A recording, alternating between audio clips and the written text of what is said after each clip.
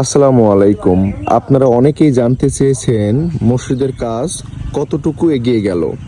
এখানে বেশ কিছু পিকেট নিয়ে এসেছি, এখানেও বেশ কিছু সিমেন্ট এবং এখানেও বেশ কিছু রড, এখানেও খোয়া চলে আসছে এবং এখানেও দেখতে পাচ্ছেন যে সিলেট বালি চলে আসছে, এখানে এক ট্রাক বালি চলে আসছে এবং এখানেও দেখতে পাচ্ছেন কিছু বালি, এখানে কিছু পিকেট এবং এখানে দেখেন অনেক রড চলে আসছে।